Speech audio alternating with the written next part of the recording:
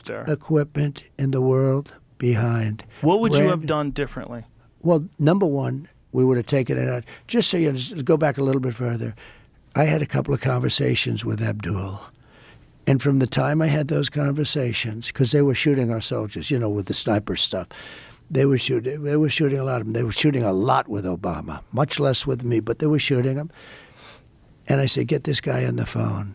The press went nuts when they heard this. I had a great conversation with him. It was a tough conversation. 18 months later, there wasn't one soldier that was ever shot at. And even Biden admitted it in a moment of stupidity because he shouldn't admit it. His people went nuts. He said, yeah, well, I will admit, no soldier.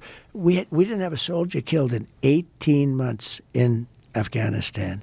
Not one soldier was killed because he understood what was going to happen if that happened. I didn't have one soldier. Then when I left, after having gotten more votes than any sitting president in the history of the country and much more votes than I got in 2016, when I left, they started shooting our soldiers. But more importantly, what they did is they did that whole thing with, leaving. He shouldn't have left. Number one, should have left from Bagram because Bagram's this massive base. It's got tremendous acreage around it, tremendous. It was built many years ago. And part of the reason you wouldn't have taken that is because it goes to China.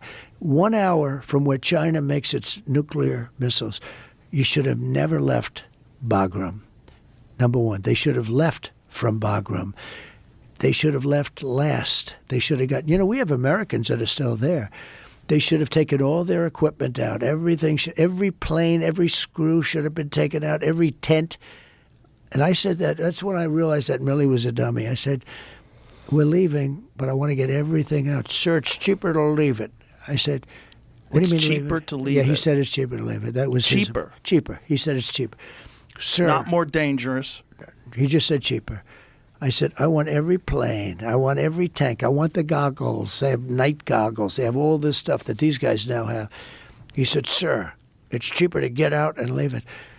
I said, so you think it's cheaper to leave a $150 million brand new airplane in there than it is to fly it out with a tank of jet fuel and put it in Pakistan or just fly it directly back?